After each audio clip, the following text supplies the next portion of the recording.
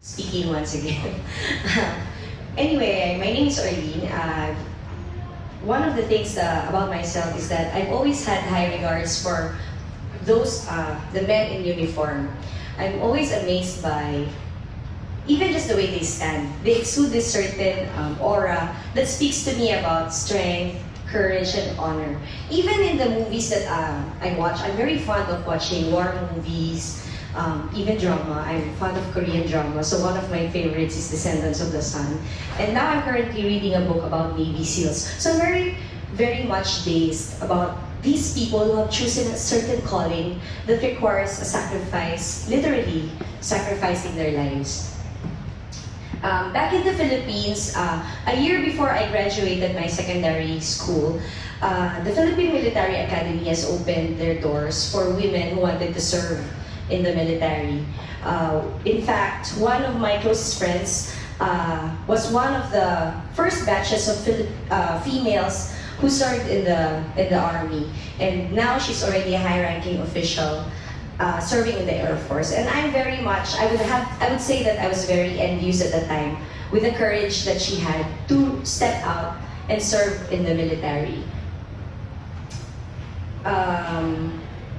Life of a military is something that I'm always curious about.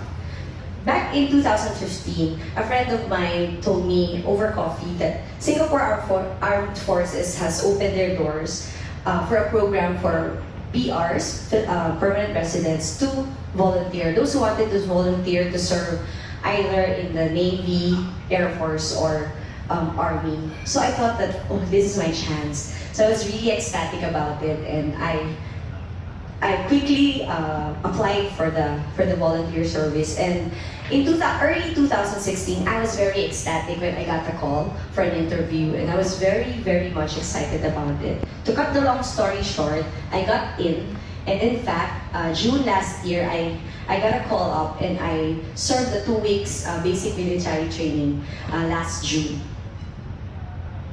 If there are probably 3 things that have left an imprint in my 2 weeks of basic military training. One of which is I was amazed by the kind of utter importance and the high regards that the Singapore government is giving their army and the importance of their national defense. I'm speaking because of that because back in my country, we don't have a 2-year national service. So when I was in camp, I was very amazed even in the facilities that they offer. The tanks are very high-tech, and the rifles that we used, they give more than enough provisions to the entire unit, not just to the entire unit, but even to the individuals. I was very surprised that we were just serving 2 weeks basic military training, but the kind of provisions we had were more than enough. We were given 3 pairs of Smart 4. We were given like 5 pairs of workout attires. We have running shoes, 2 pairs of boots. So I was like, I really can't, I was so overwhelmed by how the government is really giving high regards to their soldiers. And which leads me to my the second point that I wanted to share with you, that in that 2 weeks, in fact, I shared this to the commanders and the officers, because during the 2 weeks training, we were asked to give our reflections and our thoughts of the 2 weeks program. And one thing that really has left an imprint in my heart is a sense of burden for the soldiers back in my hometown. When I served the SAFVC, the Singapore Armed Forces Volunteer Corps, it was also the time when my country was undergoing a turmoil. You may be aware of that situation we were in last year, where there were terrorist attacks in one of our provinces in Marawi. So I was in close contact with my Air Force friend, and I was telling her that we had so much provision here. The meals that we have, I couldn't even eat anymore because it's just more than enough for one meal. And she was telling that, wow, Singapore is very blessed to have these kinds of provisions for their soldiers, because she was telling me the story that the soldiers back in Marawi, they were even struggling to have water. So even them as soldiers, they were pitching in money to give food provisions for their fellow soldiers. So in that entire 2 weeks of my basic military training, every day that I was wearing and tying my boots, I was thinking about the soldiers back home that are literally fighting in battle but wearing worn out shoes. And maybe while I'm eating, and even in the 3-day field camp, when we were given packets of meals, I was thinking about those soldiers who are literally fighting in battle and also literally fighting their hunger as well. So that was the second second imprint that left in my heart.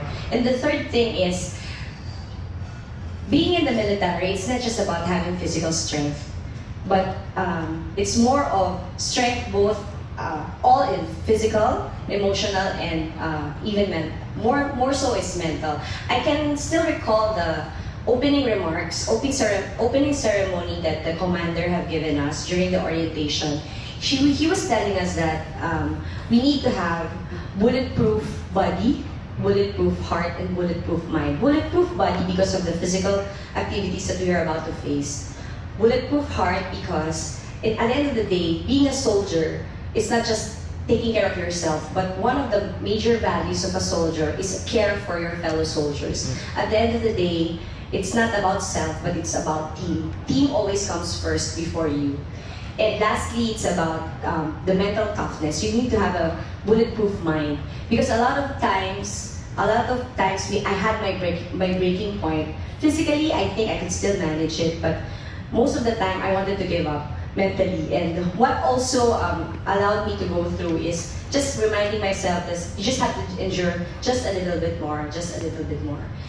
And if I may encourage you, if you're females or if you're permanent residents, that you're not obliged to serve in the army, I would encourage you to do so because it's really a worthwhile experience and it has brought me to a different level of physical toughness, emotional and mental toughness. Thank you.